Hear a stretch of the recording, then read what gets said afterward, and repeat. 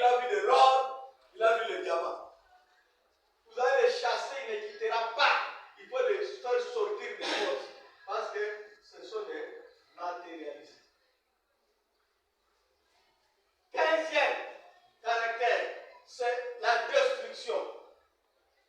Ils détruisent tout ce qu'ils voient, tout ce qu'ils rencontrent dans le pays qui n'est pas leur pays, ils détruisent. 16e caractère, agression. Les Tutsis vous agressent, ils sont là chez vous, ils font croire au monde que c'est la rébellion. Mouzé Laurent Désiré Kabila avait souffert avec les Occidentaux pour montrer que ce qui se fait en RDC, ce n'est pas la rébellion, mais c'est l'agression des Tutsis. Filature. Bazolandela batonzana zuke nazolandela yo pour landela yo bakabono nyonso. Aïe via moninga de A à Z. Pour ça là ma belle nyonso dans le polo. 18e caractère de Tutsi. Infiltration. C'est presque les résultats de la filature. Bazo kote la yo na makambo na yo nyonso. Ba kote li biso na armée. Ba stratégie. Na ba méthode. Na ba technique. Tout ça na. Tokobimisa bango nyonso. Ba kote li biso na administration. Na ba service public nyonso ba koti. Ba méthode, ba stratégie, ba technique, tout ça là. Tout ça là. 19e caractère, cannibalisme, baliakabato. Il y a même des vidéos qui disent à l'honnêteté, Togolia binondé, Togolia qui va nous sous.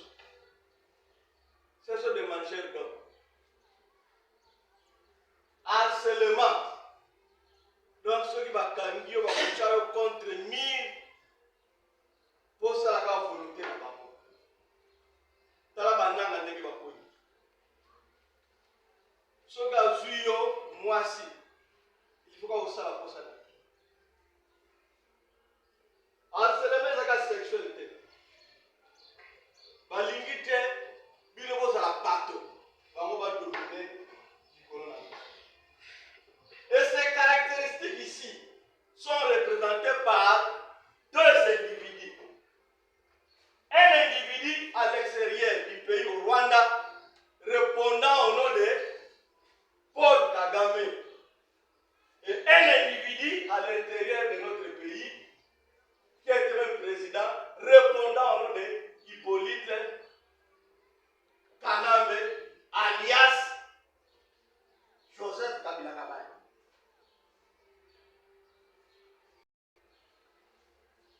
Les deux individus sont un danger pour la vie de la République démocratique du Congo. Nous devons faire tout pour que ces deux individus ne soient pas nocifs pour le développement de la RDC.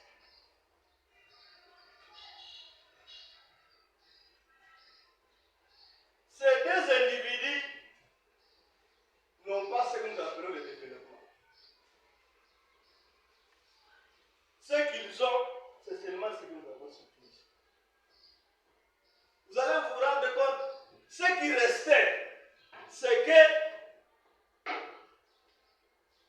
Kagame dise aux Occidentaux, je n'étais pas un homme, je suis une femme. Et les Occidentaux applaudissent. C'est ce qui restait. De nier même son sexe. Parce que le mensonge, c'est vraiment dans ce gène. Tout ça, c'est dans le gène des peuples qu'on appelle Tutsis. Faut-il vivre avec des individus pareils? travailler ensemble. Non, nous n'avons pas ce caractère. Ils sont un danger même pour toute l'Afrique.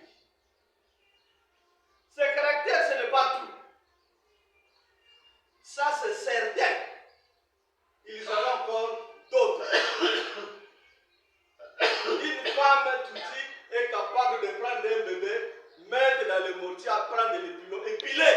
L'enfant est en train de pleurer, ça lui dit absolument rien. À Kisangani, je connais une fille qui s'appelait Odette. Malheureusement, elle était mariée à un touti. En 1994, lorsque le touti était rentré, sous la complicité de la France avec l'opération turquoise, Odette a été tuée au Rwanda par les femmes Tutsi. Si les femmes sont pareilles, alors les hommes sont pareils. Ce sont des hommes sans père. Il y a un frère qui m'a dit ce matin, est-ce qu'un Congolais me fait ça? Moi, prendre ma femme, donner à une personne qui ne l'aime pas, cette femme est en train de suivre cet homme-là jusqu'à ce que l'homme-là va l'aimer, afin que moi je puisse tuer cet homme. Est-ce que nous pouvons faire ça? Jamais. Depuis le pouvoir de Kagame, est-il capable de tenir, d'adresser un discours, de programme de la nation, verbalement, sans papier? Non! Il n'est pas capable. Lui, il est capable de laisser l'histoire. Hippolyte Kanambe est incapable de tenir un discours de l'état de la nation à l'Assemblée nationale sans papier, comme l'a fait Fatih Beton. Jamais il ne peut le faire. Pourquoi? Parce que leur tête se pourrit de ces histoires. Ça, c'était préambule. Nous entrons maintenant dans notre vie des groupes armés. Exemple, Abdel avait avancé comme raison: la guerre a pour but de libérer le peuple congolais de la dictature de M. Mobutu. Il s'appelait ce libérateur, vrai ou faux? Vrai. Il nous avait libérés de Mobutu. Mobutu même est mort. Nous leur poserons la question, pourquoi alors la guerre continue? Parce que Mobutu, dictateur, est déjà mort. Donc la raison avancée par l'AFDER, c'est une fausse raison. Deuxième raison, les militaires au front ne connaissent pas pourquoi ils se battent, ils combattent. S'ils connaissaient, personne ne serait dans le rang des agresseurs ou encore des rebelles. S'ils connaissaient la cause de la guerre, nos militaires ne pouvaient pas se retrouver dans le rang de ce qu'on appelle les envahisseurs, de ce qu'on appelle les agresseurs.